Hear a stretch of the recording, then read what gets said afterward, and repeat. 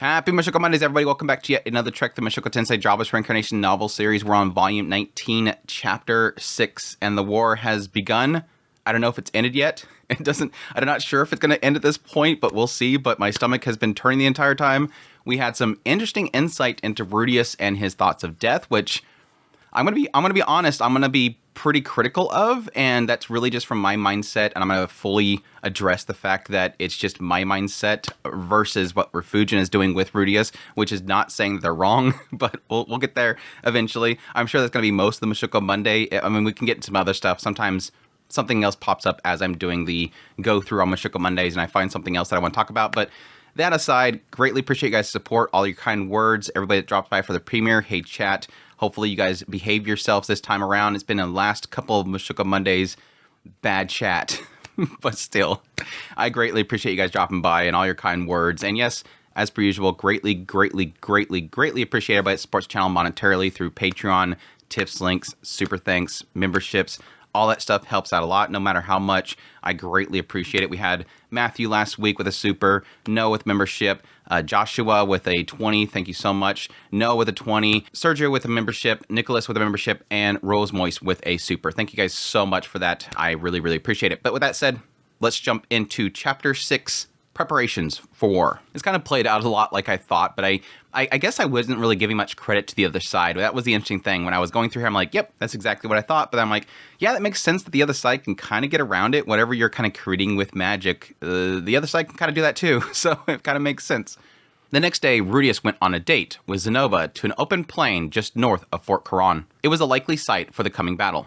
Rudius' heart was racing at the moment, and not in a pleasant way. Not because he was on a date with Zenoba. There was no telling when they might encounter some enemy detachment. Hey, are you sure it's a good idea for us to be out here? Why so jumpy, Master Rudius? We might run into the enemy at any moment, right? Aren't they sitting right on our doorstep? Strange words, coming from a fearless warrior who challenged the dragon god himself. We could just simply annihilate any forces we happen to encounter. That's actually a really good point.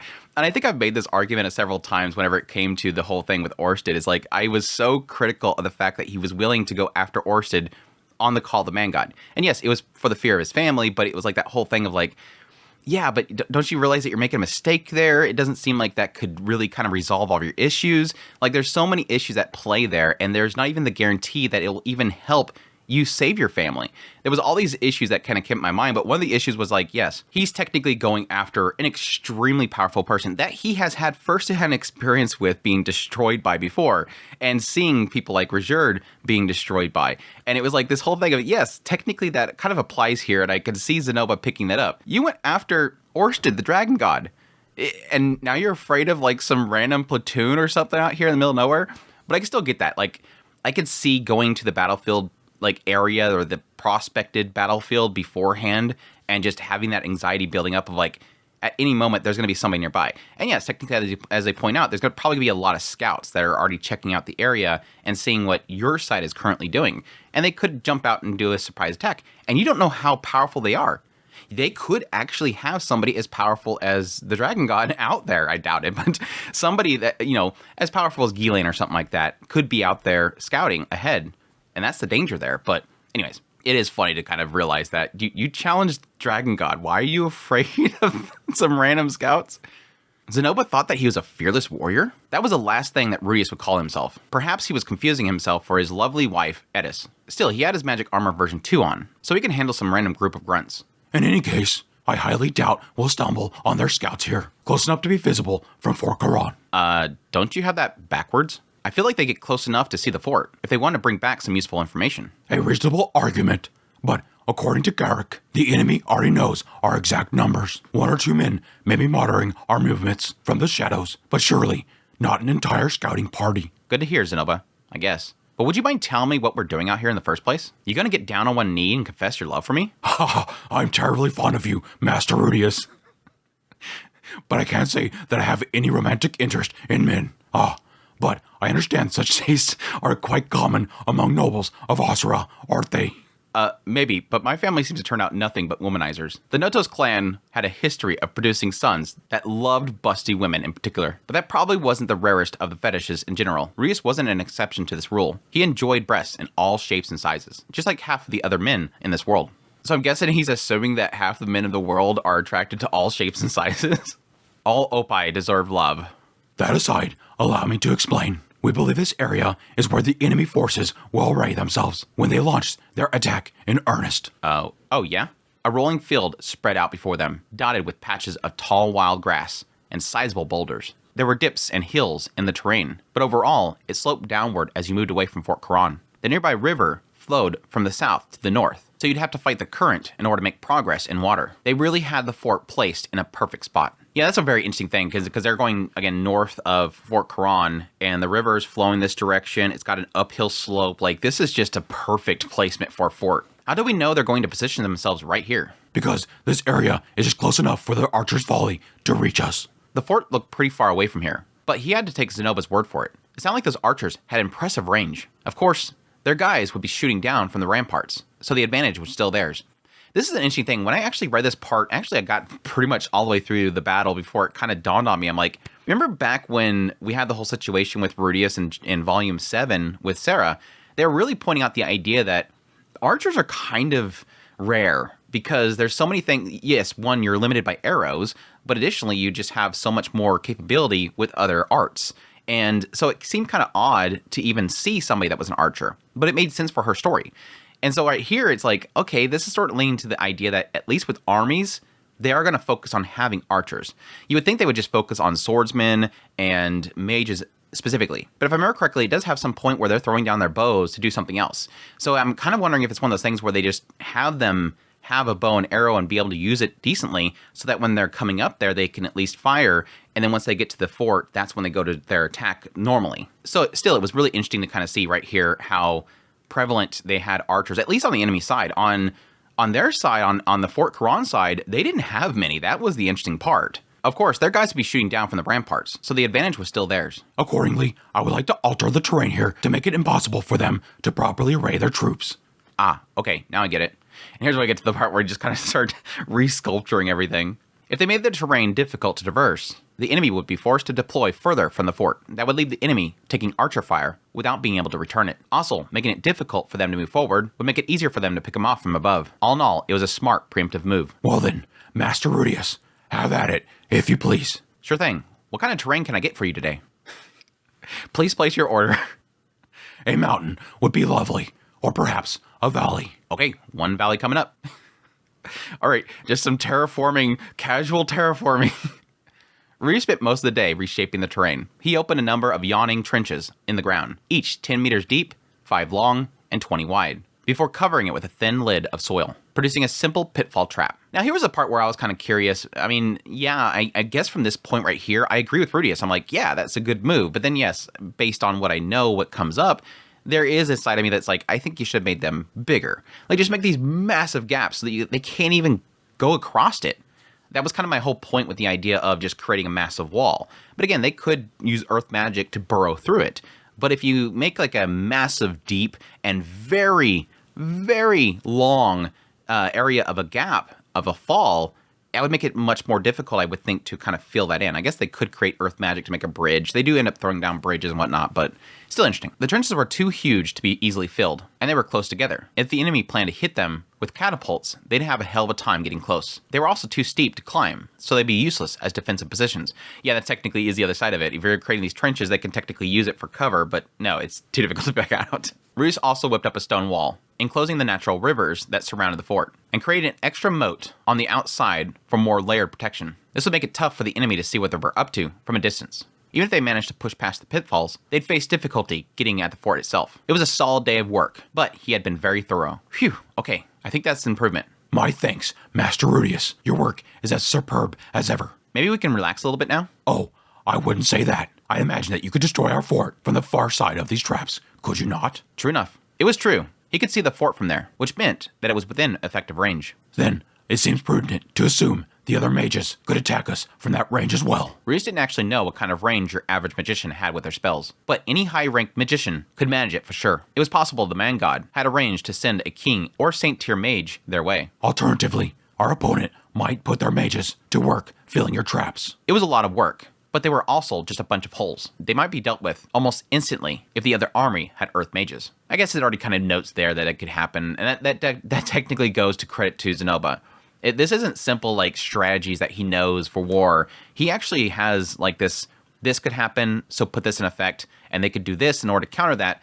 It's like that counter thing that you're kind of creating those preemptive movements for. In either scenario, I believe the first phase of the battle will require you and Miss Roxy to counter or disrupt the enemy spells. Oh, yeah, that makes sense. I hope to elaborate further at a later date, but essentially, the traps you laid today form one part of our larger plan. He's got it ready. He's got it ready. Very impressive stuff in here with Zenoba. When the enemy found the traps, they would array forces on either side and try to find a way to advance.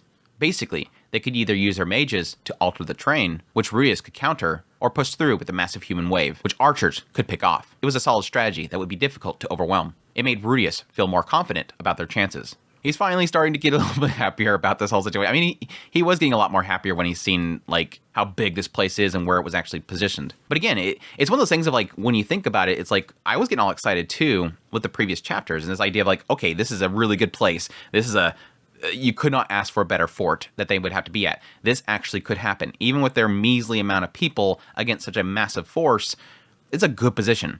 But it's as simple as a good set of mages to create a path that they can go right into that fort. Could you imagine, like, even if this fort was, like, huge and way up on a cliff, they could possibly create just a ramp with earth magic and go right up there.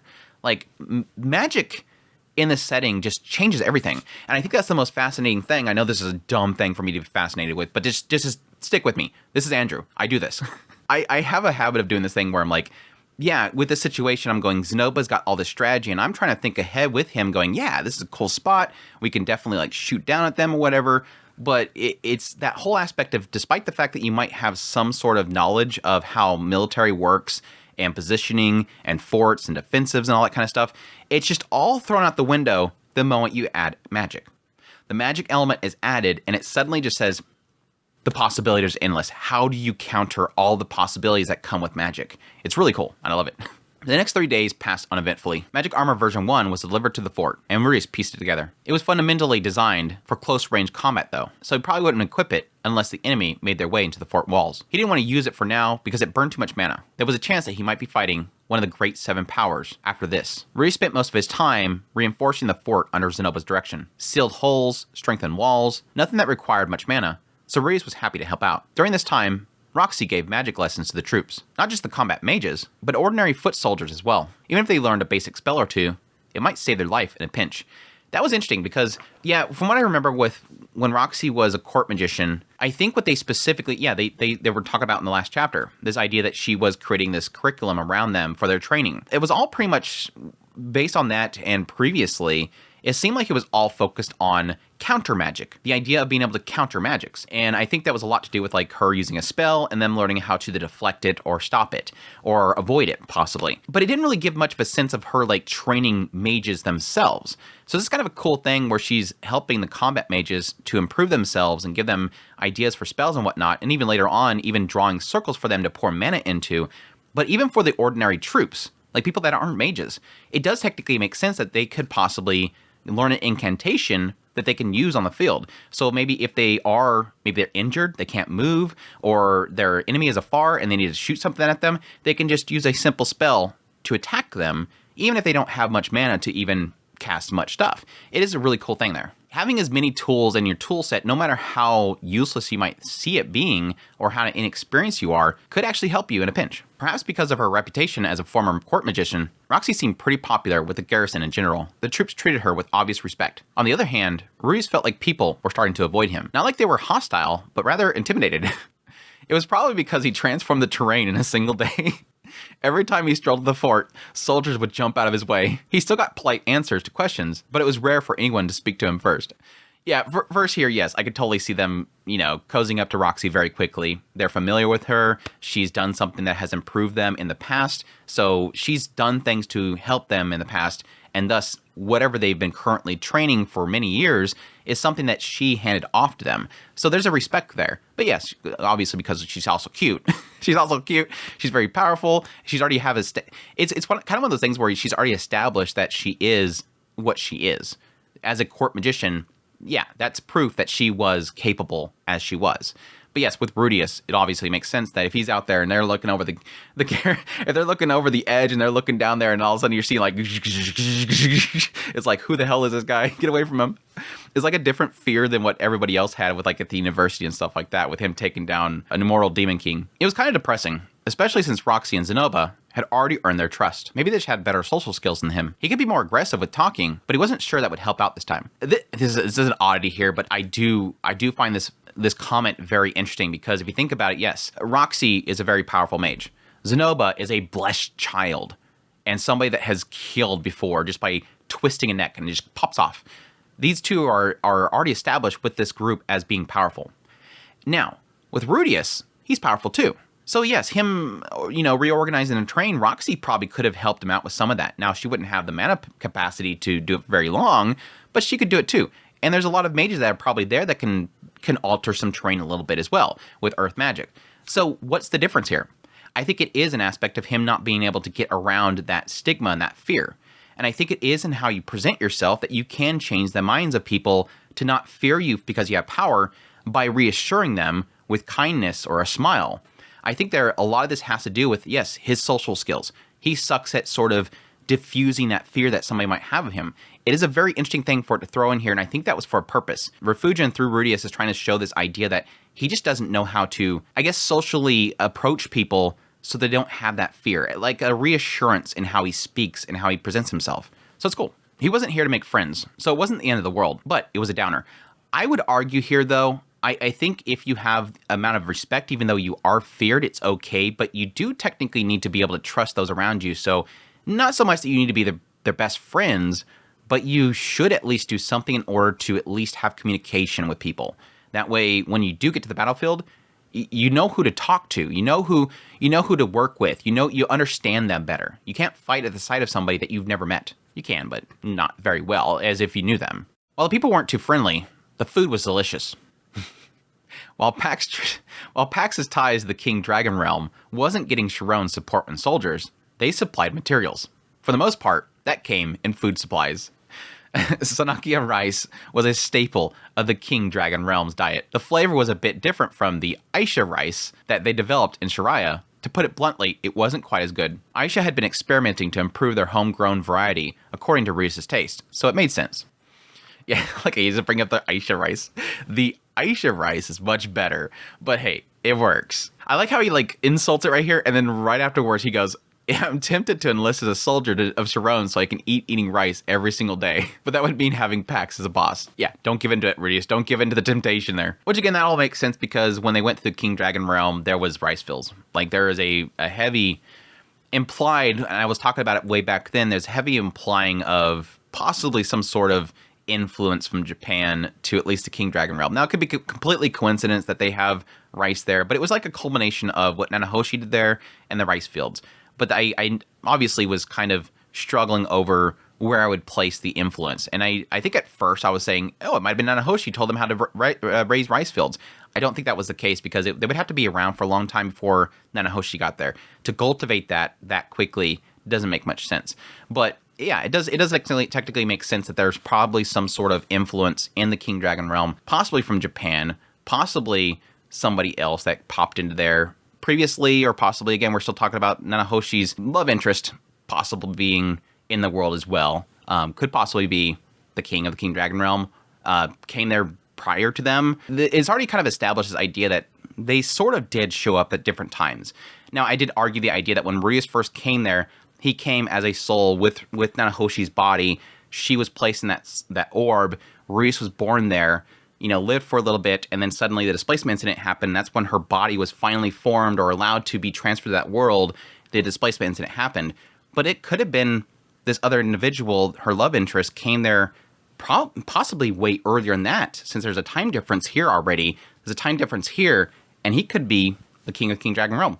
He could have been in that realm. He could have grew up there, whatever. It's interesting. Anyways, side tangent. On the fourth day, they got word from their scouts that the enemy had deployed from their fort. It was a 5-day march to their location, and with travel of the scouts in mind, that meant it would be 2 to 3 days until the enemy arrived. The fort launched into a frenzy of activity. Zenobia and Garrick reorganized the troops. and Roxy began inscribing magic circles on the ramparts. Soldiers checked gear, sharpened their blades, and some wrote their last wills. Rudius awkwardly found himself with nothing to do. It felt like he should do something, but he already did all of his assignments in the previous days. He ended up helping Roxy with her work. She explained that she was making the magic circles for the Saint level spell, Flashover. Roxy had never officially mastered the spell herself. She wasn't good with fire magic, and couldn't control it effectively.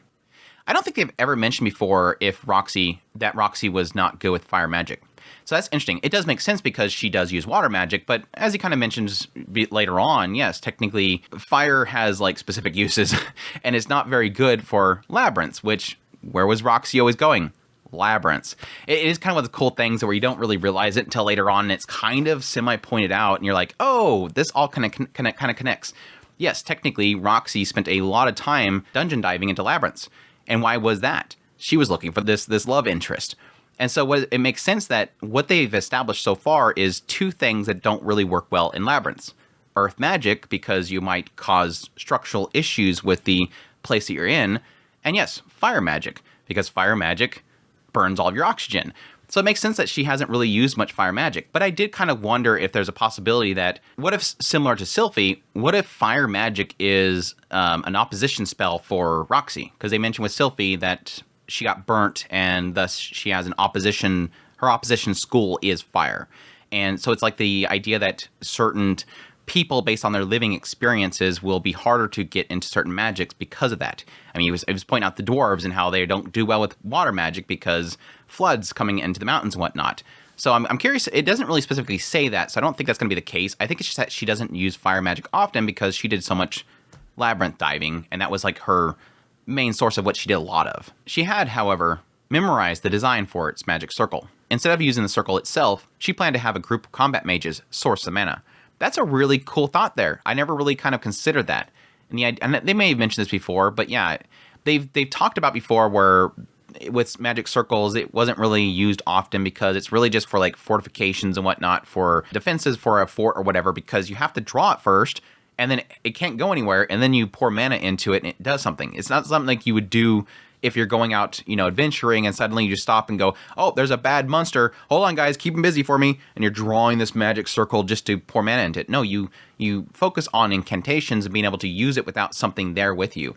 And it makes perfect sense to have it built here. But that's the cool thing to realize here, that because she can create the circle, even if they're not familiar with the spell itself, even if they haven't mastered it, all they have to do is give it mana supply. It's actually a really cool thing. They're basically creating a turret. Even though you can't create the turret yourself, you can go up there and man it. So it's really cool. Roxy instead would be sticking to her specialty, Saint-level water spells. Generally speaking, fire magic didn't get much use when fighting monsters. They were powerful spells, but you could suffocate yourself in a labyrinth. Plus, it was dangerous to the people surrounding you. Most adventurers stuck to other elements. When fighting people, it was extremely effective. Normal human beings tended not to survive a fireball to the face. Right. But yeah, that is interesting, because I can see water, if it's fast enough, it would do just as much damage. Like you could lop somebody's head off because it's a mass, but fire technically makes more sense, but yeah. During the battle, Rudius would be right next to Roxy on the ramparts, blasting enemies from above. They had a detailed plan for the engagement, and Rudius' job was simple. The only thing bothering Rudius was if he was capable of doing this. Killing people was never something that came easy to him. Throughout his new life, it was something he always hesitated to do. It wasn't like he had some principled moral stance against violence. He had plenty of blood on his hands by now, and if he felt a twinge of guilt when he told his children killing was wrong, well, he would just have to live with that. The only thing that nagged at his conscience sometimes was that he told Rajerd not to kill anyone many years ago. Here's where it starts to get really interesting, but at the same time, I struggle with a little bit personally. Again, I'm not going to say Rudius is wrong for thinking this. It doesn't really click in my mind, really. Up until now, High Minister Darius of Asura was the only person he deliberately murdered in cold blood. And well, he could add Albert to that list too. He didn't finish him off, but he played a major part in his death. That experience left him nauseated, but he knew both of them had to die. This time around, he'd be killing people who'd basically done nothing wrong. That's a key thing there, I think, for sure. There was no clear reason why he needed to murder any of them. He was doing it for Zenoba's sake, sure, but that was a choice Rudius was making, not something he'd been forced into. I like that. He acknowledged the idea that I can technically excuse this by saying, well, it's for Zenoba, or it's for a king. He even mentioned later on the idea that soldiers are given the right to be able to murder by their kingdom in order to have success in war. They're not charged for every single person they kill in the battlefield because they're protected by the king. So I like the idea that he's acknowledging, yeah, I can make that my excuse, but that doesn't change anything. I'm still making the conscious decision that I'm going to be doing this. It was his choice alone to rain down spells into a crowd of soldiers following orders. This wasn't going to be like how it was with Auber. He wouldn't even see their faces. And that's definitely a big change there as well. That's like the bomber up in the plane just dropping a bomb and not seeing faces versus somebody that's actually on the battlefield pulling out their combat knife and stabbing it into somebody's neck. It's completely different experience. You can see the face of them as life is leaving them so much differently than just seeing a poof, and you might get numbers later on. It's a tragic kind of difference there of how much that may affect people. Not to say that it doesn't affect people up in the plane still, but it's a different effect entirely. Could he do it? Yes, he could. Was he going to do it? Yes, he was. But once it was all over, he wasn't sure how he might react. He doubted he could keep himself from puking on the spot. Would he be in the shape to fight the death god if he came for them? What's the matter, Rudy? Now, stopping right here, my initial impression right here is a little bit of difficulty in the mindset of what was nagging at him was that he told Rajerd not to kill people many years ago. That was my first kind of like, I don't see that being a thing that would affect you. Because if I remember correctly, when Rajerd, like especially for the kidnappers, the pet nappers, when in that whole situation, Rajerd just goes up there and stabs. And Rudy's just like shocked. Like, what just happened here? It was so violent. He was shocked by the experience. And he told Rajerd not to kill because he was trying to help his reputation.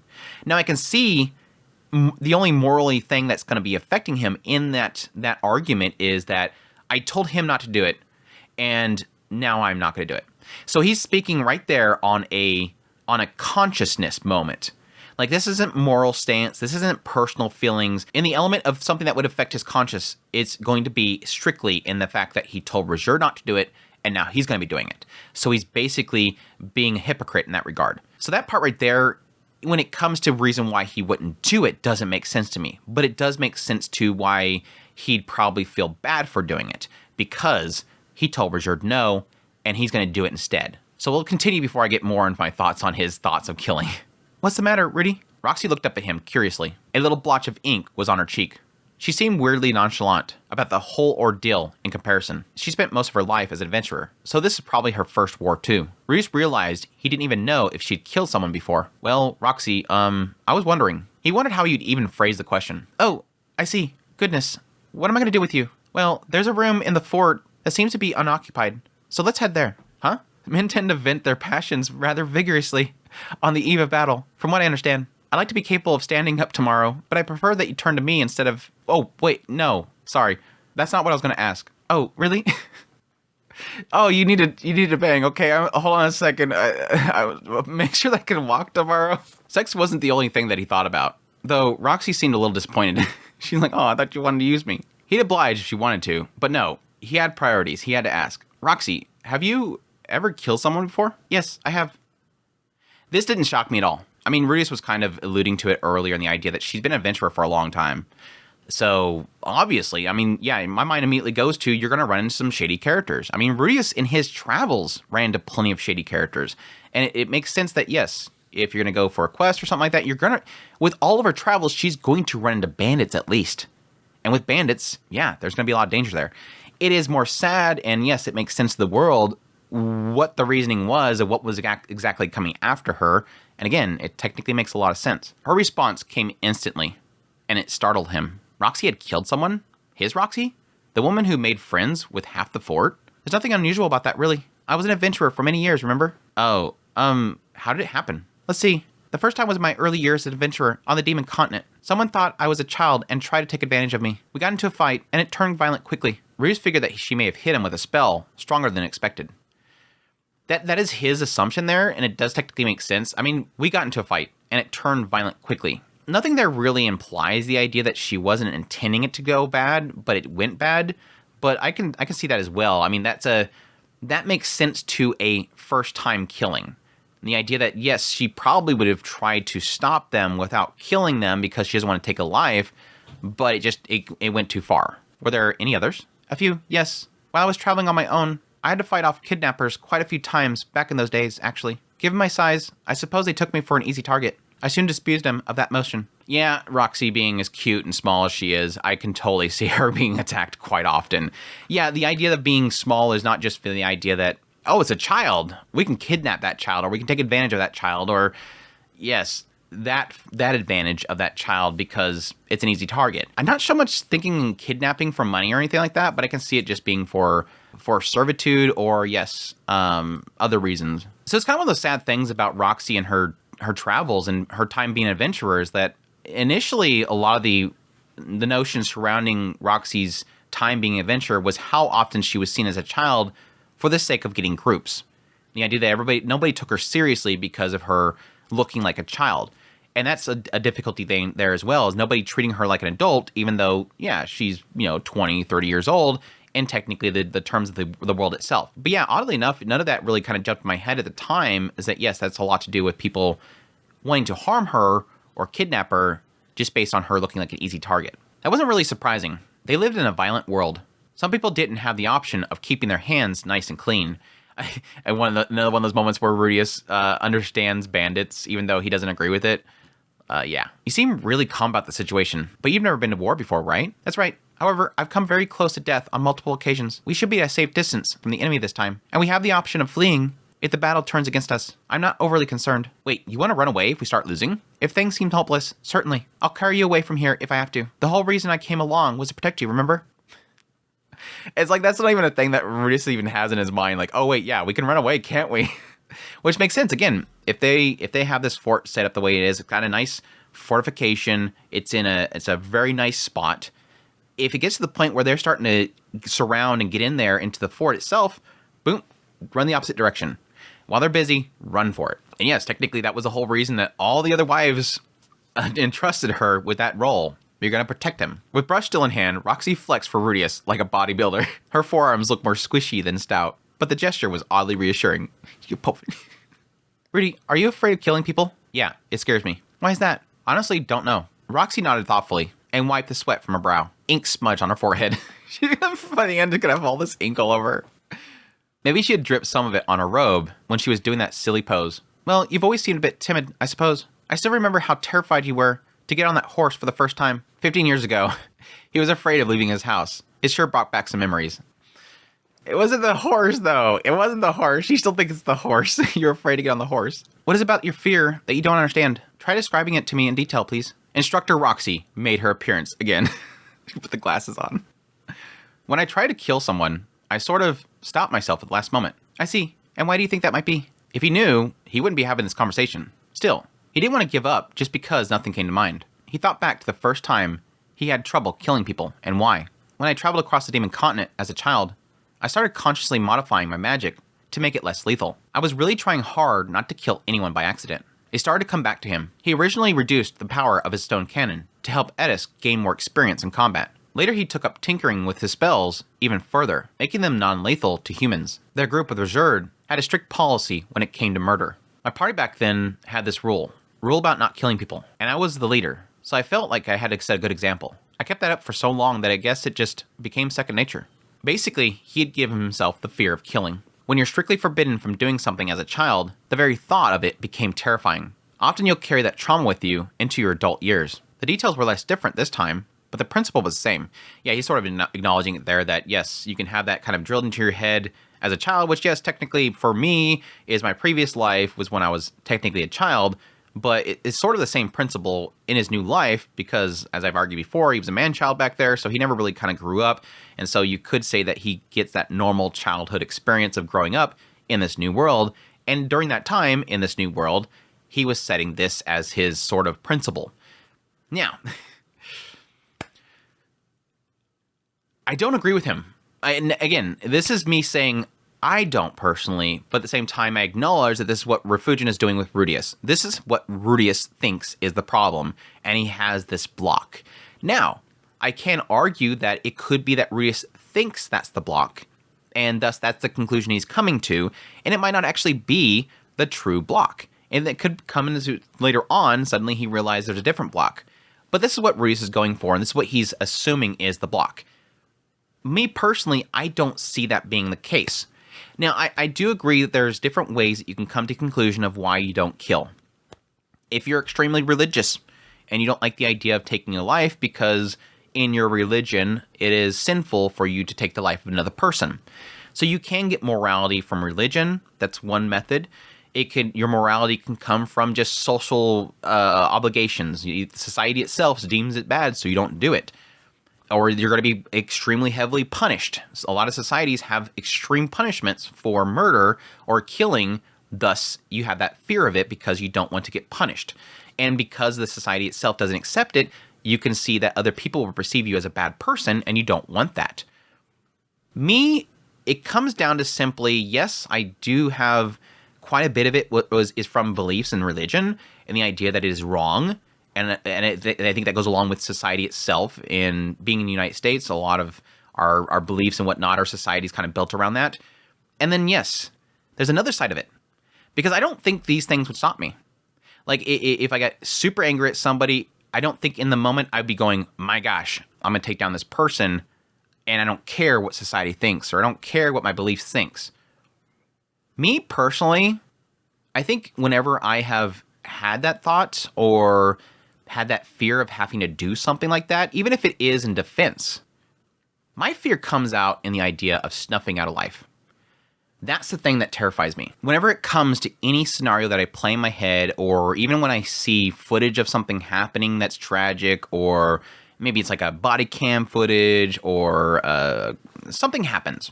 Even in a movie, the portrayal of death, that is what scares me.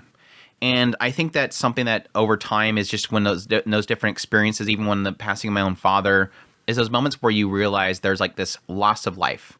There's this point in which the life leaves the person. And I always have the fear of creating that point. That's the best way I can explain it. There's this point in which that life leaves. In a spiritual way, it's that moment the spirit leaves the body because it's dead. The moment the heart stops, the brain stops, that loss of motion terrifies me. The idea that I, in my actions, will cause somebody else's potential in life to go away, when I have my own life and my own potential, that I move forward and I have this future ahead of me, there's this path, this timeline ahead of me as a person, Andrew's timeline, future. In my mind, everybody else has that path, that future, and I'm going to take that away from them. That's what terrifies me. That's, I think, at its root, what keeps me from the idea of ever wanting to take a life. And that's the most difficult thing that it comes to in a situation like this, or in the situation of self-defense, is could I get past that moment of when somebody else is coming for my path, my future, to snuff it out, could I snuff out theirs? It's a terrifying thought, and it's one of those things that even as a self-defender is a terrifying thought to have to get past, because you have to kind of get past that. And I think with a self-defense situation, I think Roxy's in a good position, because Roxy has always dealt with self-protection. She had to get past that barrier in taking a life because she was trying to protect her own. It's not necessarily that she was going out to kill people. And I think it very quickly, and I like how Rudius sort of gets into that mindset of, I'm going to have to get past that barrier, and can I get beyond that is the question mark. And I think they do very well in establishing that with this little segment. But again, for me, I don't technically find this to be a logical conclusion. I'm afraid of taking a life. Me as Rudius, I am afraid of taking a life. Why? Well, because I was with Regerd and I was trying to help his reputation, and we had a policy against murder. And thus I created this rule that made me afraid of killing. I don't see that. Again, this is Rudius. This is the conclusion he came to. This is what Fujin's doing with Rudius. I'm not saying it's wrong, but I don't see it. I don't see personally how that would work in my brain. That's what I'm doing. I'm applying it to what I think. And I can't see, like, if I was hanging out with somebody, 10 years ago, and we went, man, killing's bad. Crap, I made this lock on myself back here. I do understand that. I do like that he's sort of pointing out that I created my arsenal around the idea. That technically does make a lot of sense. That he has created a combat system. He's got these tools at his disposal that he formed around the idea of not killing.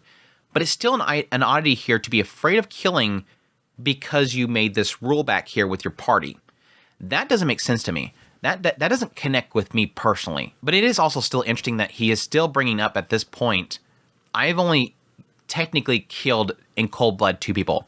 And again, I don't agree with that, because with both with Auber and Darius, it was self-defense. Now, yes, in the very end, Darius was pleading for his life, and Ghislaine finished him off, but those were both self-defense. And I would thought that at this point he would have killed somebody by now, because he has been going out and doing things for Orsted for so long that I would figure one of those would require him to take down a disciple of the man god. But maybe Orsted was always handling those. I think he mentioned that Orsted was always handling those situations.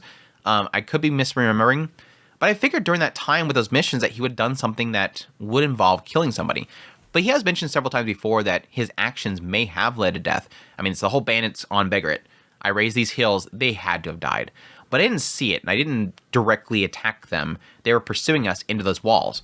So it is interesting that he's finally sort of getting around to, I guess, cementing that in his mind. And yes, for the first time, staying his hands. And I hate the direction it goes. It's honestly very tragic. Anyways, that's my thoughts on Rudius's mindset around killing. Again, I'm not saying it's wrong. I'm not saying Rafud is a bad writer. I know that some people take my words out of context sometimes when I criticize how things played out. It's just, again, me, that's what you're here for. It's me taking the writing and kind of applying it to myself and acknowledging if it would work out in my mind. And it doesn't. But it doesn't mean it's bad. Anyways, I see. Roxy brushed her bangs out of her eyes, which left another smudge of ink on her nose. And how do you feel about that habit now, Rudy? Do you want to lose this tendency to hold back? No. That idea scares me even more. I like this part.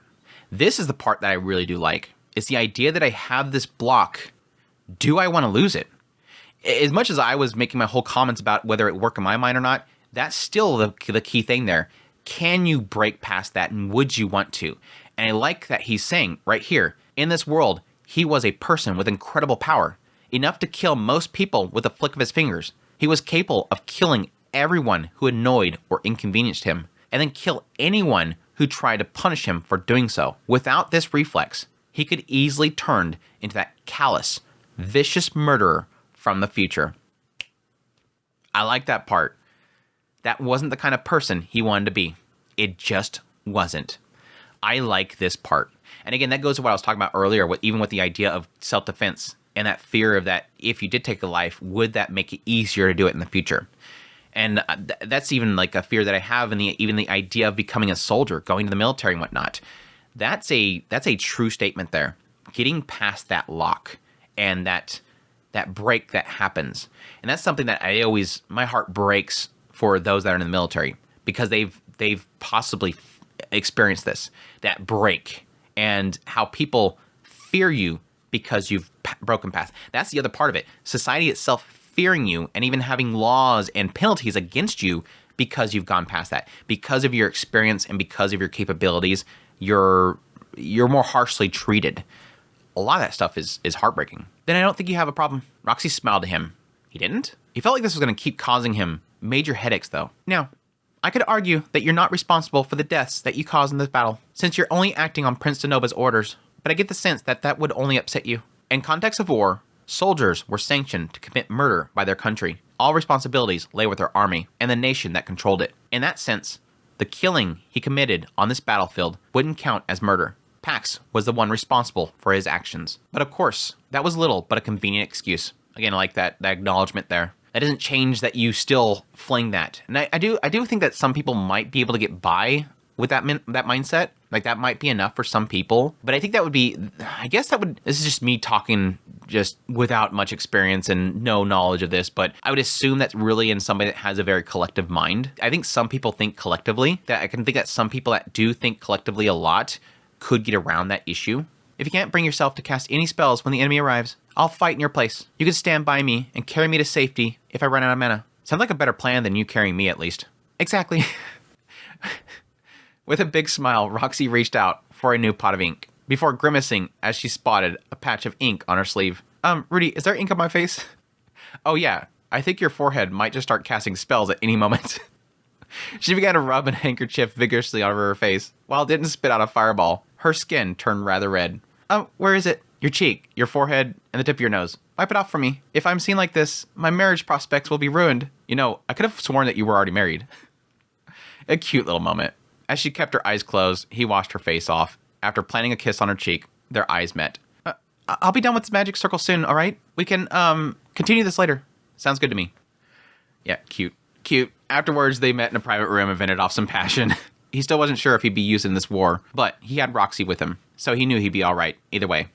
I do like that. That is actually a really good moment right there for Roxy, and the idea that don't worry so much about it. I can give you excuses. Roxy literally at least helped him sort of figure out what's his block. And again, it could be wrong, but that's what he's coming to the conclusion of. He's found a conclusion at what might be causing this issue, this block. But I like the fact that she's like, I can offer you this excuse. It's the army's fault. That you're not your hands aren't bloodied. It's by their command. It's not your fault. You're not a murderer for killing on this battlefield. But I know that's not going to help you. And he acknowledges, yeah, that's not going to really help me. So in the end, her conclusion is to go, be here. If you can't do it, don't worry. I'll handle it. This is why I came here.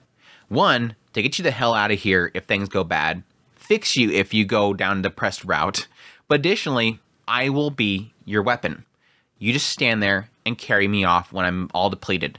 But I'll do it for you. I'll take this gun out of your hand and I'll handle it. It's a really cute way to conclude that. The next day, they received word the enemy was approaching. Soldiers rushed to their positions, faces tight with tension. Reese rushed to his own place on the ramparts. He and Roxy were under the command of a combat mage squad captain. Until the army came in range, they'd be twiddling their thumbs. Reese was geared with magic armor version 2. Version 1 was in the rear of the fort just in case. Up until this point, it seemed that the man god didn't make a single move against them. Would his first strike be immediately after the battle? Or maybe during it when it was chaotic? There could be a disciple in that army, or even lurking in this fort. Pax or Randolph may hit him from behind at any moment. As Rudius struggled to control his growing anxiety, he noticed something moving from the corner of his eye. It was a group of armored soldiers crossing the river to the back of Fort Karan, in the opposite direction of the enemy, and heading for the woods. There looked to be 100 of them. Surely they weren't deserters. Yeah, before I get ahead of here, I do like that. I didn't really even think of that. Like, yeah, technically the better way for them to take out Rudius in this situation is, yes, they were talking about sending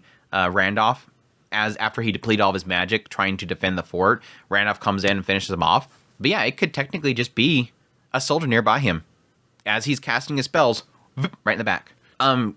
Captain, do you know what's going on here? Yes, sir. Billy, the mage squad captain, followed his gaze and nodded at the sight of the soldiers. That's the unit Prince Zenoba put together the other day. They will defeat any units that try slipping through the forest and look for the opportunity to launch a surprise attack on the main enemy force. The prince hopes to sever their chain of command at the head. I'm sorry, what? I didn't hear a word of any of this. Yes, sir. The prince expressed some concern that the fort would be left too lightly defended if you accompany him. Okay, but he could have told me his plan. It was his belief that you would insist on coming with him, prompting Miss Roxy to insist on coming with you. He knew Zenoba was trying to be thoughtful in his own way, but he also couldn't argue his logic. If he told him about his crazy plan to head out with a tiny force, he probably would have decided it was Mangod's trap. Going with him meant that Roxy would went too. Yes, just follow right in. You could use magic effectively anywhere on the battlefield, but it would be too hard to cast the right spells at the right time while trudging through the forest. Ruiz understood his reasoning, but what was the point of any of this if that moron got himself killed out there? Did Zenoba forget why he came along? That he was there to protect him? If the enemy found out that the commander was wandering the woods, damn it, Ruiz had to catch up with him. There! A sudden murmur ran across the ramparts. The fort's alarm bells began to clang. Everyone fixed their eyes on the same spot. A cloud of dust to the north, obscuring the horizon. The enemy had arrived. Let's go. Let's go. Yeah, my heart sunk the moment. Well, when he mentioned the idea that there was a group of units that were going across the river, I'm like, wait, did they already flank them? Like, the enemy already flanked them? And then it's like, oh, but who's that? Oh, it's Zenoba. Okay, so it's somebody leaving to the forest. Leaving to leave away from the fort, not coming in. But yeah, my stomach sunk because I'm like, oh, crap, now Zenoba's separated. And it technically went somewhere that I really wasn't expecting, and that really broke my heart. But at the same time, I was like, the entire time I'm panicking, oh, damn, now Zenoba's separated. Ruiz is going to do his job over here, be successful, and then suddenly Zenoba's dead or something like that. And he couldn't even be there to help him out. Ugh. Anyways, Chapter 7, The Battle. Zenoba had wandered off to God knows where, seeking to kill the enemy's commander, which didn't make sense to Rudius. Not one damn bit of sense. But he couldn't leave his post at this point. He didn't like the idea of throwing spells into a battlefield Zenoba could be in. That was the other difficulty there, and they technically kind of get into it. But it seemed like Zenoba worked out a plan with the commander and the captains. He just had to trust he wasn't careless enough to blunder right into their line of fire. Zenoba had thought this through, right? I mean, based on everything so far, I would assume so. Zenoba's just doing some crazy planning for this whole thing. With 100 troops at his side, he had to have planned out this operation as part of the overall strategy. Reese would just have to play his own part well. Calming himself down, he reminded himself that Zenoba wasn't an idiot. He had to focus on his own job, and everything would work out fine. The opposing army had marched into view and arrayed themselves in formation beyond the traps. They were barely far enough away that the archers couldn't reach them yet. Soldiers began to count the army ahead of them, some only seeing 3,000, but others guessing that there was a line behind them. That was something that kind of stood out to me. I'm like, I wonder if they're going to get into that. Like, we didn't really, and it technically does, this idea of like, are you overcalculating that? Is it really all here? It really just had me thinking, I think they're going elsewhere. Like, are they trying to flank elsewhere? Rudy, we need a counterspell. Rudius was startled by Roxy's voice. Across the battlefield, something like a tornado was taking shape near the middle of the formation. They're going to fill all of the traps at once with their earth magic. It must be Saint-level Sandstorm. They were wasting no time coming for his traps. They probably learned about them from the scouts or spies and worked out a plan to neutralize them with a massive spell. That made me kind of think of like, maybe a good counter of that would have been for them to look for the scouts before they kind of put in the traps. But like, how are you going to know that you got them all? It's not like he has some kind of ability to see everything that's around them. If he maybe had a demon eye or something like that that could show him mana, maybe possibly. Or Reserved. He just needed Reserved. All right, I'm going to counter it with Violent Storm. Rudius held out both of his hands toward a steadily growing funnel of dust and earth. He used a Saint-level wind spell. Despite its rank, its effects weren't particularly fancy, but they were very powerful. A number of Saint-level spells, such as Cumulonimbus and Sandstorm, were combined magic that used wind with another element. Violent Storm, on the other hand, was pure burst of wind. While it cost the same mana as something like Sandstorm, all the power went into a single purpose. In practice, that meant it was capable of totally erasing the more complex phenomena created by water or earth spells.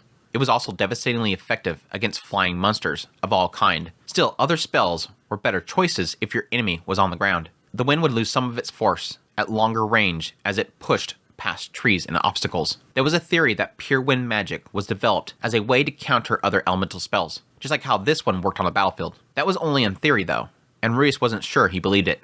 That's a really interesting thing to kind of get into out of nowhere.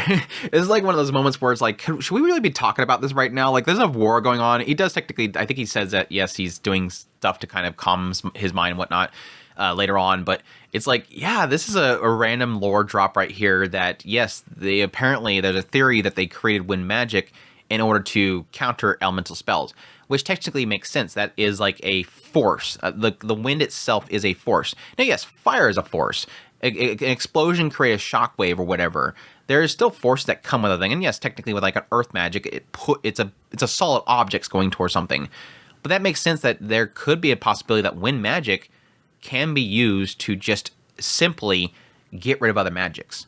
And that makes sense because a strong gust of wind can basically push anything. And you really kind of wonder what other use would wind magic have except for just to gust things away, push things away, unless there's a form of wind magic that you often get with a lot of other stuff in a lot of other worlds and lore of games and whatnot, where you can essentially pierce something. Like you basically create a wind blade that can cut through things. But it's really interesting to kind of see right here this random lore drop of wind magic, pure wind magic.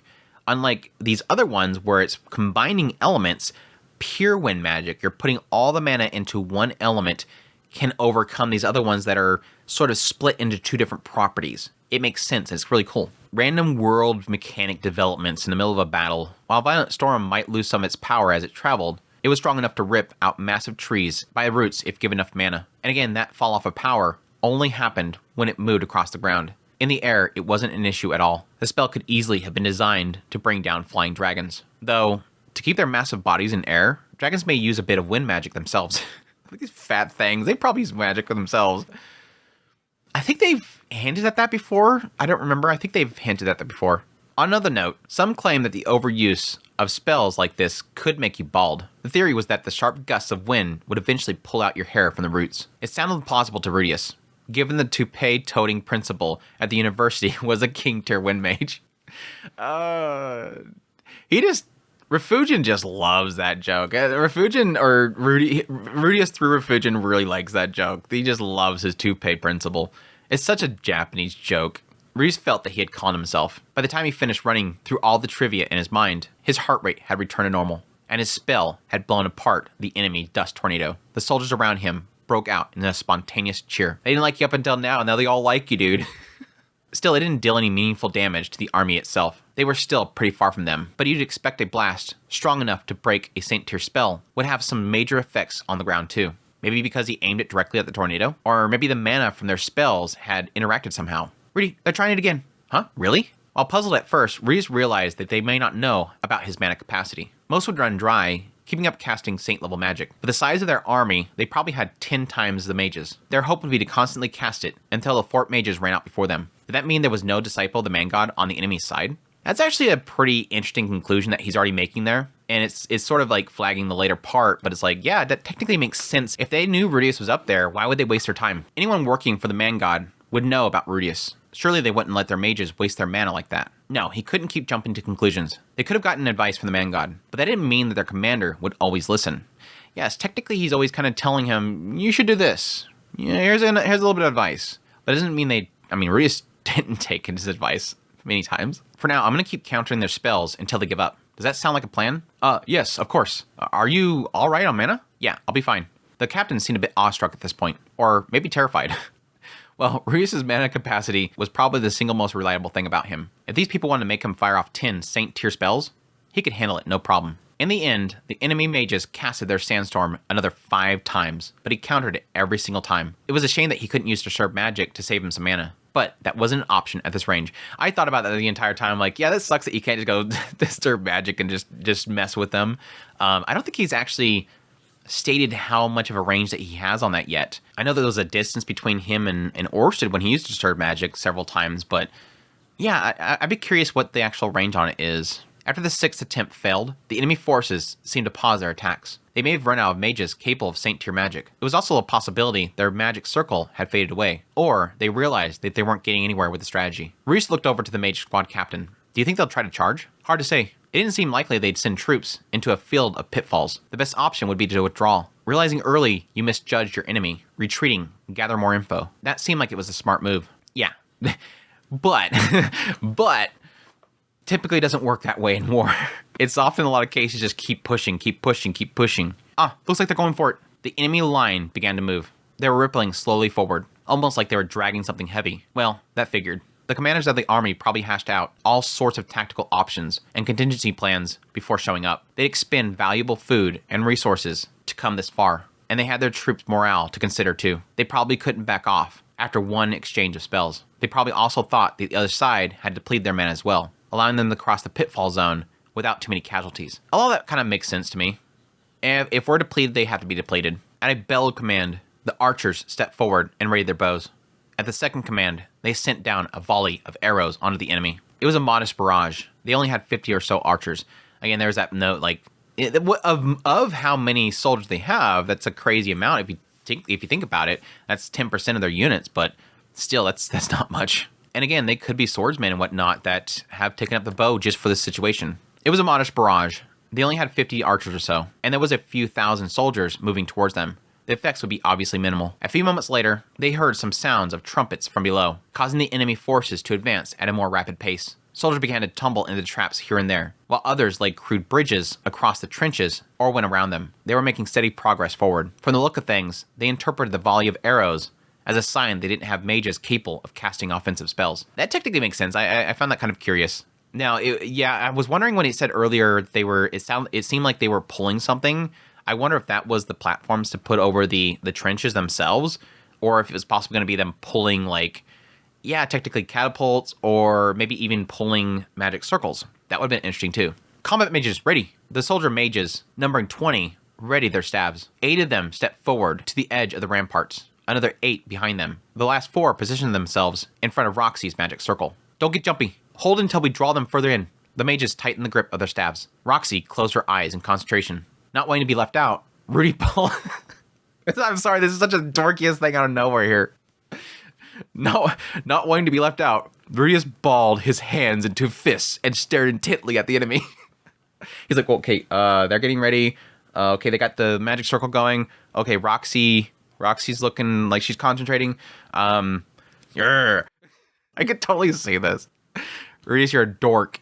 In the middle of a fight like this, you're being a dork. The majority of the troops were now inside the pitfall zone. Incantations, no. At the order, The front 8 mages began to chant their fire spell in perfect unison. As they got halfway through their chant, the 8 in the back started theirs. Fireball. 8 balls of flame threw from the stabs of the mages in front, arching down into the battlefield, hitting the enemy line right in its center, leaving a handful of charred bodies behind. The front line immediately stepped back and began to chant all over again. Fireball, the second line of mages, sent their volley. By staggering incantations, they effectively cut down the time between their attacks by half.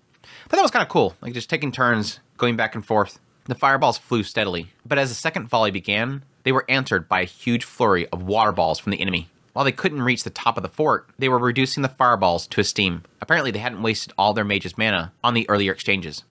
Yeah, that's very clever there. If the enemy itself would have wasted all their mana back there just trying to create this windstorm and going, crack, just keep throwing mana at it, they probably had a thought there, okay, we're going to have this group over here that's strictly on defensive. Oh, well, they could have wasted their mana. No, we're going to keep this group right here strictly on the defensive. It kind of shows that the other side isn't stupid. They weren't just coming to this to just throw people at it. There, Miss Roxy, do you see the scorpion flag on the right wing? Yes, I see it. With a nod to the mage squad captain, Roxy turned to Rudius. The scorpion flag was around where the water balls were coming from. The enemy mages were concentrated there. In other words, if they blew everything in that area to smithereens, they wouldn't have counterspells. And here it comes. Here it comes. Here it comes. Let's get started, Rudy. Or would you rather observe? No, I'm with you. All right then. With a smile, Roxy turned and began her incantation. Reese took one deep breath, then began to channel mana into his hands. A moment later, he killed a lot of people. Oof. Oof.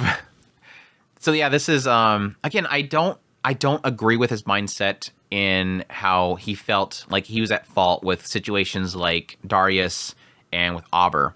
And again, I had the argument that there was other cases where he was sort of equating it to the idea that he fought somebody and then they fled because he did that before with, I forget what his name is. The little disco ball. The little disco ball was the same situation there. He chased him down and he got donated. But this is seemingly the first point where he is himself going to acknowledge this. Now, I will say here, I think he's going to have another moment of killing that's going to affect him. Because right here, again, the difference here to any other killing is that he can't see their faces.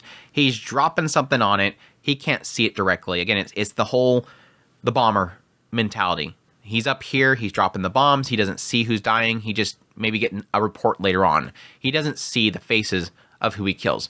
So right here, it's going to affect him. And he does have a way that he's sort of, for now, getting around the impact of that, even though it does still blow up in his face.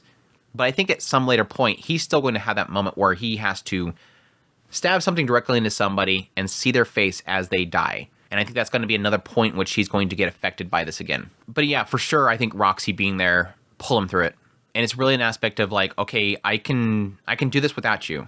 And he kind of just, it's almost like he leaned on her. Okay, I can't let her do this alone. I have a reason for wanting to pull that trigger, and that's because she's at my side, at least with her hand on mine, to help me through this. She's basically guiding him, or at least comforting him through that situation. After that, the battle dissolved into one-sided slaughter. Wiping out a vast majority of the mages rendered them defenseless against their spells. Most of those who died were burnt to ashes by saint-level fire spells, unleashed by the combat mages. But then, as their charge gave way to a rout, the survivors found it impossible to leave due to traps behind them. Some units seemed to have lost their commanders. Their movements grew panicked and disorganized. And then both Roxy and Rudius hit them with more saint-level magic. Reese felt like they were stepping on an anthill. Soldiers ran in all directions, terrified and disoriented. Gusts of wind blew them into the pitfalls. Bolts of lightning fried them where they stood. They died by the dozens. Reese could finally understand that line from Castle in the Sky. From this distance, people looked exactly like so many scraps of stray garbage. Still, not all of them panicked in the face of death. Some made it past the pitfall zone, escaping spells. A few mages got close enough to launch spells. Most were countered, but some still landed, causing them to suffer casualties. Some encroaching enemies were archers, who dropped their bows and drew swords as they approached. The rest were foot soldiers. Together, they pushed their way to the fort walls, where a force of 300 well-rested defenders awaited them. Meanwhile, Reese and the others rained magic upon them. Yeah, that's one of those things, like, they went to that whole battlefield, and they finally get there, and they're like, we got it, and then suddenly you have, like, all these soldiers that are just, they've been waiting.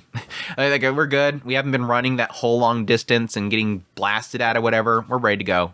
It is kind of another aspect to it. Even if it is only 300, they're ready for it. They're rested and everything. In the end, only a bare handful survived. Some had lost their will to fight. Others struggled fiercely. Some were taken captive, and others were killed, but Rudeus didn't know why.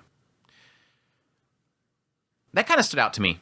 Some were taken. You have these individuals that were giving up or whatever. Some fiercely struggled. Some were taken captive. Others were killed. The assumption there, when you're reading that through that, is that the ones that were giving up, that lost their will, were captive, and those that struggled fiercely were killed. So there's not really a struggle to understand why. But I think what they might be alluding to here is that those that were that unarmed or whatever, or give it up or whatever, or lost their will, some of them were captive, became captive, and some of them were just killed. But Rudeus didn't know why. Why one way or the other? And I think that is a kind of a struggle there. It's like depending on who's actually going out there to capture or to take them in. Some people just think, okay, well, it's our right to be able to kill them. They lost. It's still a battlefield. Take them out. And you might have some other people that are like, no, they're giving up. Let's take them in. And I do kind of get that struggle that Rudeus would have. I don't understand this. I don't understand what we're picking and choosing here. At least that's what I read into it. In comparison, Rudeus could count their losses on his fingers. They beat back the enemy so soundly that the words historical victory came to mind. When it was all over, Commander Babriti let out a roar that seemed to shake the fort to its foundations. The mages and archers answered in kind, eyes shining with elation. Rudeus joined them, although he wasn't sure if he felt the same kind of joy as them. It didn't seem real that he had killed so many people, or that they'd won the battle. Still, people around him more than made up for his lack of excitement. Soldiers who treated him with wariness and stiff formality now ran up to him and thumped him on the back. Some threw their arms around his shoulder. Others hugged him. One of those was a young female archer. She looked up to Rudeus with tears in her eyes and thanked him for saving them. At that point, a surge of pride and happiness washed over him at last. Again, he notes it. He thinks this is why he got over that shock. I just killed a lot of people. It's finally over. The adrenaline starts. And it's surprising that he doesn't note the idea of adrenaline, because I think adrenaline sometimes will lead somebody through a situation like this. The adrenaline's pumping. Keep moving, keep moving, keep moving. Don't think too much. The adrenaline just makes you keep moving your body, keep doing things, move to the next target. It's happening, it's happening. Okay, things are settling down, and then suddenly the adrenaline wears off. Sometimes your body even gives out. And then now you're thinking about it. But he isn't given the chance. Wait. I did that. You have a moment to really process this right here, that body right there, amongst all these other ones, that body right there is the one that I killed. But he isn't given that chance. Everybody's cheering. Everybody's grabbing him. Oh, thank you, man. It was so great. They're all cheering. Everybody's happy. And then to kind of add to that, having people literally come up to him and say, thank you for saving us.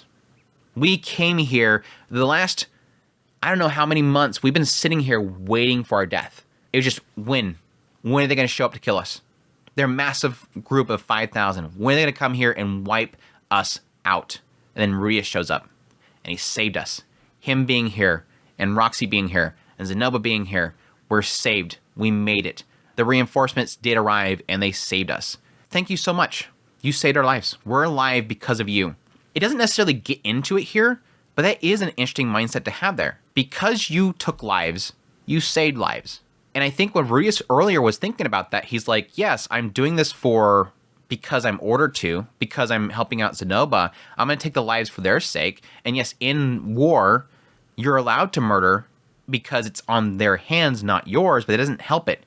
He said specifically there, that mindset of you just basically being a tool for somebody else doesn't change the fact that you are making that choice to be there and take that life. He never thought about it from a self-defense point. He's talked about self-defense before, but he never wasn't thinking about it in that regard. But here it sort of is, in the idea that I protected these lives by doing this thing.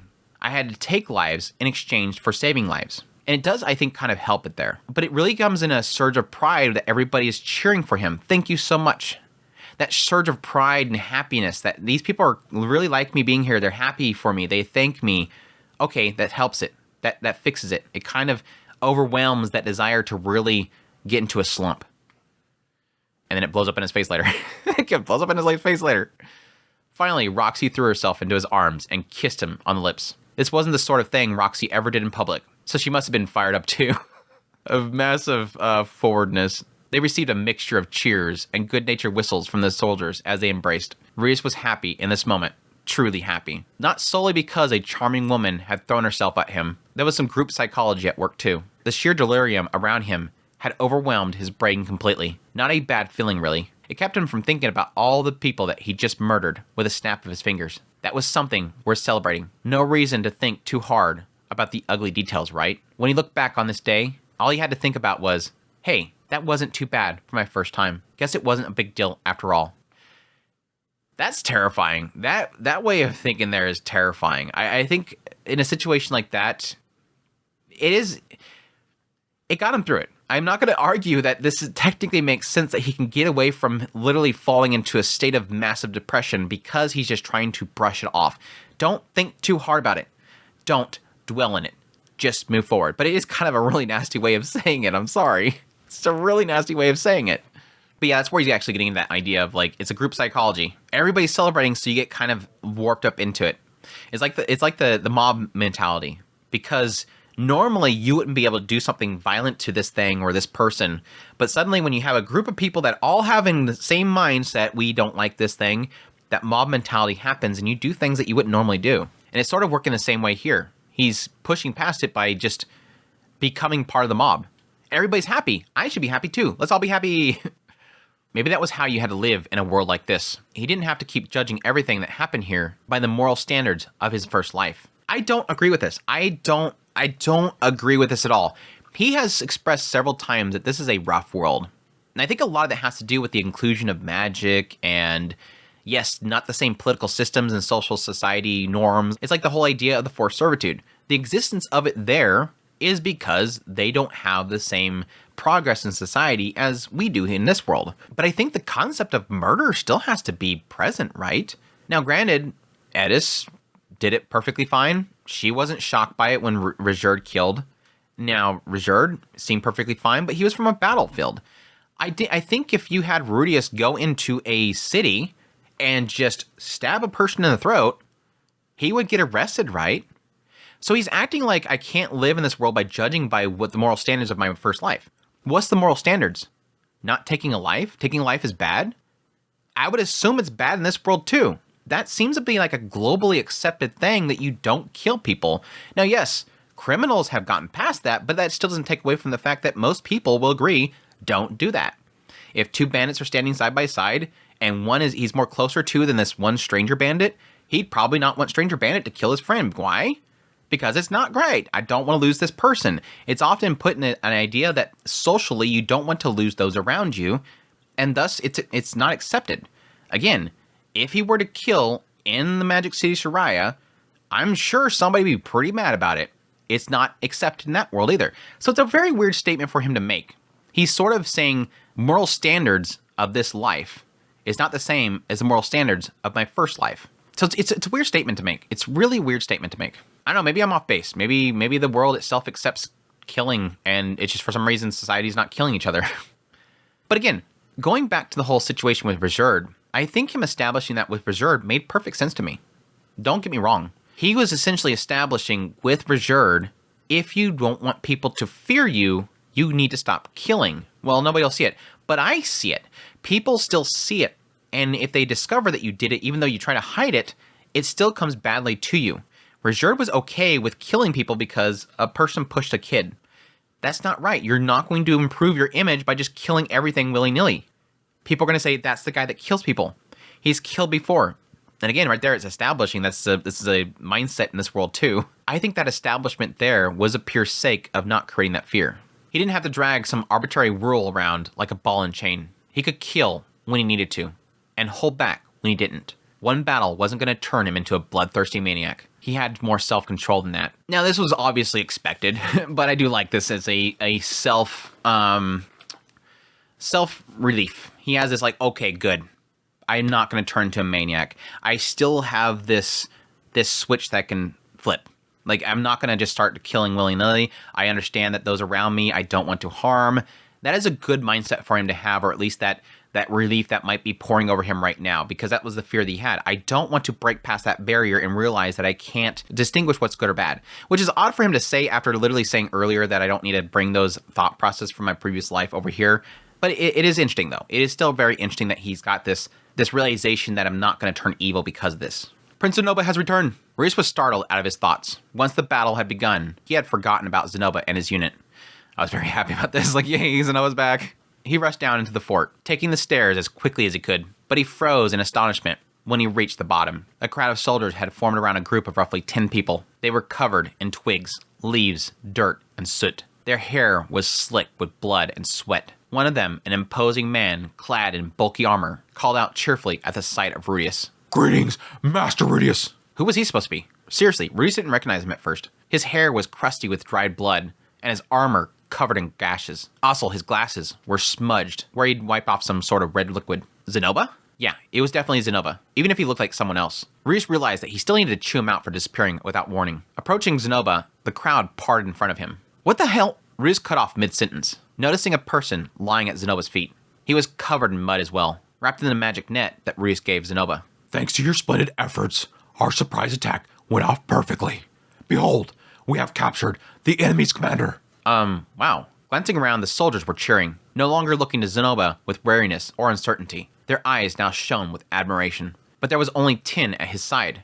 Why so few? Where are the others? Lying on the battlefield. They died bravely, every one of them. Losses were expected with a sneak attack of only 100 soldiers. But what was the purpose of them going when they would have won without the sneak attack?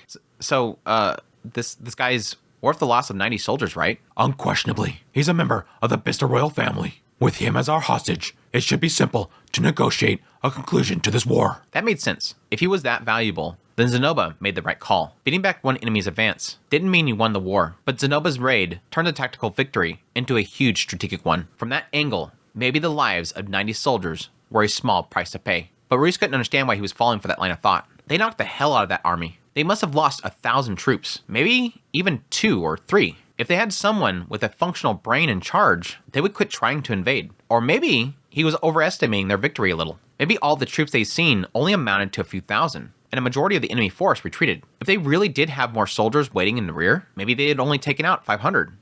That's an interesting thought there. Again, I was talking about that earlier. That is that mindset of, but did you destroy as much as you thought?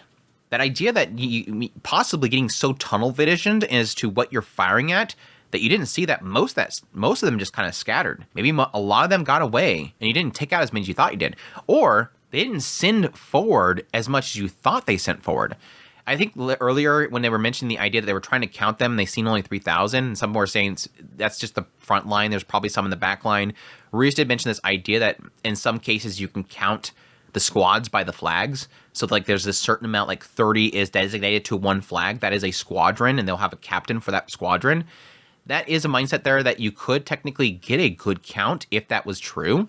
But yeah, there's a mindset here that what if we didn't actually, maybe it wasn't that big of a victory that I thought it was. He assumed we wiped out 5,000. What if you only knocked out 500 and they're just going to regroup and come back again? It's not like you have victory here. But now, at least your cost is 90 people, which is going to become very significant for Rudius in a minute. Your cost is 90 people, but the possibility that you might save future battles where you're going to lose thousands of people or citizens in the future, all by risking and sacrificing those 90. In a lot of cases with war and whatnot, with a lot of these special forces and these covert missions, whatever, these side missions, in a lot of those cases, these people are very much so into the idea of putting their lives on the line or sacrificing their lives. They could possibly get that one piece of information or capture that one target to prevent many other comrades from having to die in future wars. It is a massive source of pride. What a joy to have succeeded. Zenoba was beaming at Rudius cheerfully. I could hardly have asked you and Miss Roxy to sit around this fort indefinitely, after all. Rudius possibly figured it out by now. The enemy might not have given up after a single disastrous battle. Who knew how rational their commander was anyways? Ch6-7 may have given them a bloody nose today, but the enemy had a numeric advantage. If their next attack came when Roxy and Rudius weren't around, Fort Karin might fall, and the two of them didn't have the option of staying in Ch6-7 for years. That's technically a good point there. We want to put an end to the whole war. This isn't... In Rudius' mind, he's like, crap, fight. We got to defend ourselves. We got to fight them. And if we have victory, it's done. Yeah, it's the mindset. There's one group coming to this Fort Karin. That it's one skirmish. We finish that. It's over, right? That's their whole army, right? No. This entire time when Rudius was worried about this one battle, Zenoba was thinking about the war. Rudius was thinking about the battle. Zenoba was thinking about the war. And the way to get around that is he had to take those units and go in there and capture somebody. Capture somebody very important. That way, he can put it into it. That's why he's saying there. I knew that you two can't sit here indefinitely. I don't want you two to stick around here forever. I do have to say, I could hardly ask you and Roxy to sit around this fort indefinitely. I didn't think about that the first time I read that, but that technically does flag that he's planning on staying there. Like, even if Rudius and Roxy, okay, it's over, they leave, and even if the war is called off, it makes me believe that Zenoba has every intention of staying there. By capturing the enemy prince and negotiating some sort of truce, they could end a war in one decisive stroke before that became a problem. I would wonder how significant that royal person would be, that they would be willing to stop an entire war like that. In a lot of cases, sending them off the war, the expectation is they may die and have that expectation, but to stop an entire invasion and a war because of one person, they'd have to be pretty significant. Still, could they have found some other way? Maybe Rudius could have blasted one of their forts into pieces or something. Nah, it would be a stupid and entrusted job like that to a guy that spent the last few days whimpering about killing people. I must say, everything went off according to plan. You and Miss Roxy offered us a superb diversion with your magic. And this enchanted throwing net? What a splendid tool. I've been hoping it might enable me to capture an enemy commander from the start, but it worked out even better than I imagined. He was thinking of that. Back there, he was thinking about that. Back when he got the net, he's been thinking about it. I want to capture a soldier, a commander. Zenoba had cut into the ranks of the enemy as the wind and rain raged, taking advantage of the general confusion to capture their leader. The risk had been horrific. He gambled with his life, but he came away a winner. He turned the chaos Roxy and Rudius created into an opportunity, pushed himself to the very limit, and made the victory count. You know, Master Rudius, I've seen Saint Tier spells at a distance before, but there's something entirely But there's something else entirely when you charge right into one. Oh yeah, I'd imagine so. A nasty shiver ran down Rudius' spine. Cumulonimbus had a wide area of effect. It was a spell designed to wipe out a large number of enemies indiscriminately, which might mean, hey, Zenoba, you guys didn't get hit by lightning out there or anything, did you? Zenoba put a hand to his chin and seemed to consider his reply carefully. After a moment, he delivered it with a serious expression on his face. No war is won without sacrifice, Master Rudius. Big oof. Big massive oofs. Get oofs in the chat. We need oofs in the chat. It's expected. It honestly was expected. I think the moment that Zenoba went into that forest, I kind of assumed that was going to be the case. It was probably more in the idea of when they had that group of counterattacks. I think there was something that was like an inkling there. I think what he kind of assumed there. But, yeah, oof. It sucks because he just accepted the situation. And then this, like, punches him right in the gut. Like, I got this. The group psychologies get me through this. And then punch in the gut. They hit them. Bolts of lightning from their spells struck their own allies. Maybe they'd knocked others into pitfalls with gusts of wind. Rudius might have killed someone who ate dinner next to him the previous day. Roxy might have killed someone she taught a little magic to. Odds were, Rudius never spoke to most of them. But at the very least, he knew some people whose faces had grown familiar to him were gone forever now. And of course, I bear full responsibility for every soldier who we lost this day. As the man who commanded them in battle, you have nothing to feel guilty about in the slightest. In theory, that made sense. But theory wasn't doing much for him right now. You must be weary after all your labors, I'm sure. Promise me you'll take the remainder of this day to rest. Zenoba patted Rudius gently on the shoulder and dragged his captive further into the fort as he issued rapid commands to the surrounding soldiers. Rudius stood in a daze and watched him go. At some point, he completely ran out of words. Then a thought reached his mind. Oh right, I've got to get ready for the attack from the Death God. No time to stand around like an idiot. No time to rest. Not yet. I should just stand near the magic armor version 1. I'll be ready for him if he shows. That evening, a raid was launched on the fort. It wasn't the Death God though, and Rudius wasn't the target. It was the enemy who came to free the royal hostage. Rudius didn't kill any of them. They weren't dangerous enough for that. Instead, he knocked them all unconscious and handed them over to the fort garrison. What happened to them after that? No idea. But at least he exercised restraint instead of casually murdering them. That was a good sign, right? It felt that way. Despite his emotion being all over the place, he could control himself. He still had a reflex against killing. He was going to be just fine. Or so he kept telling himself over the course of the night. The Death God never came. There was no sneak attack. Yeah, this almost feels like Rudy is kind of just getting into like a state of like, I did something. Okay, focus on this. I got to focus on this. He's literally trying to keep him. It's like, it's so funny. Again, earlier, it's like, I did this horrible thing, but we're excited. We're cheering. Yeah, okay, good. I can get past this. And then something else strikes him. I killed people that were at my side, allies. I killed people that were on our side. My spells did that. And Zenoba tries to fix it, but no, he's like, no, I still did that. Okay, focus on something else. Focus on the invasion. But even in the midst of all this, where he's just trying to keep his mind off things, he's like, good. I at least I can not kill indiscriminately. At least I can still do the non-lethal thing. I have a switch. Good.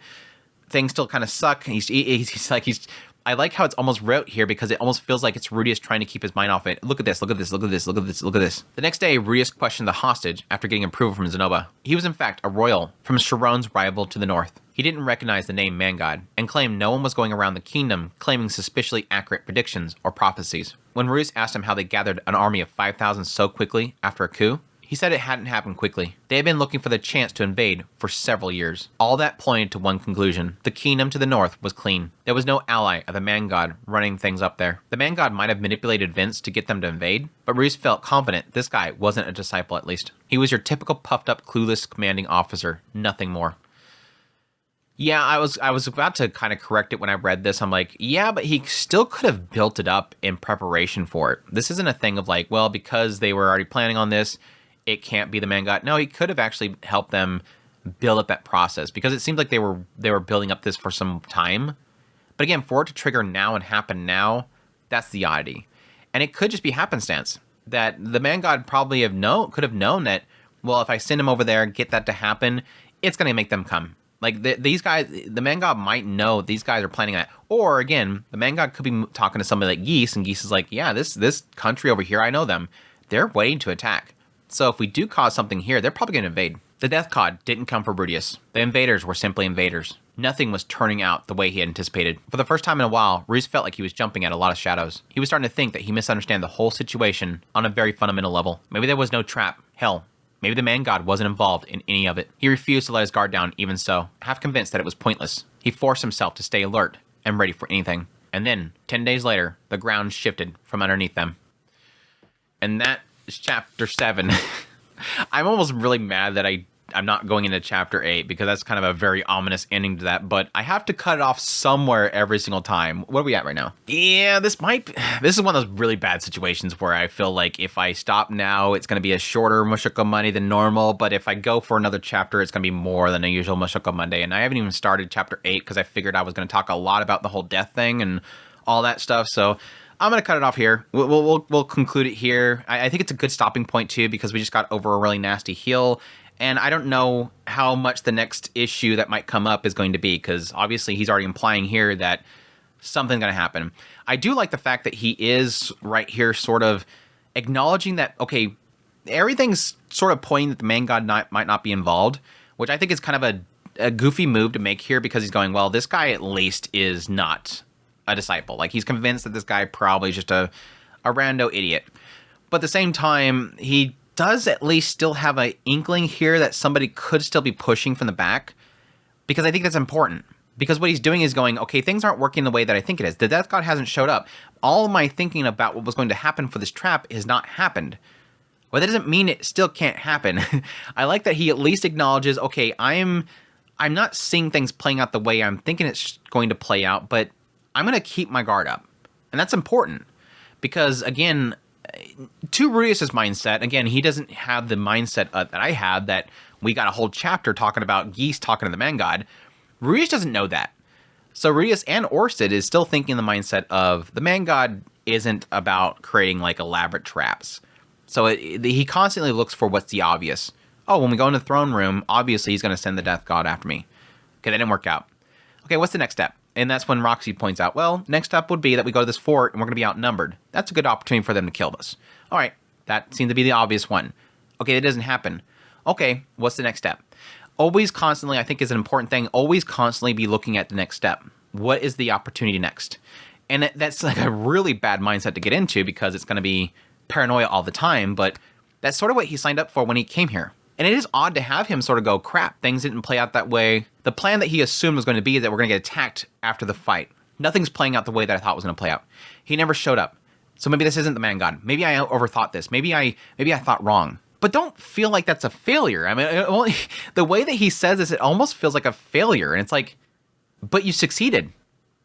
Rudius, don't forget the reason you're here. Your reason here is not to find the man god and stop the disciples. Yes, you told Orchid you're going to do that. But the reason why you came here, because Orchid gave you the out. He said, no, don't go. Why'd you go, Rudius? Orchid gave you the out that you don't have to go if you fear for your life. But what'd you say in response to that, Rudius? No, I'm going because Zenoba's going. I have to protect Zenoba, and so far you've achieved that. It's like, don't forget you got 2 missions here. And your main mission is to protect Zenoba, and it's during the quest of the man god coming after you. Or at least possibly trying to trick you into a trap. So you're still succeeding, Rudius. Don't act like this is all a failure. Anyhow, again, I'm going to cut it off there. Hope you guys enjoyed this Mushoku Monday. As always, thank you guys so much for dropping by for the premiere. Hey, chat again. Hopefully you guys enjoyed everything and you have a great rest of your Monday. Don't forget to leave don't forget to hit the like button before you leave. Don't forget to leave before you hit the like button. That sounded backwards. It was backwards. But yeah, as per usual, greatly appreciate you guys, your support, your kind words, everything that's helped me through this entire journey. It's been a blast. And yes, as per usual, greatly appreciate everybody that support channel monetarily through Patreon, tips, links, super thanks, memberships, all that stuff. But yes, until the next Mushoku Mondays, y'all take care.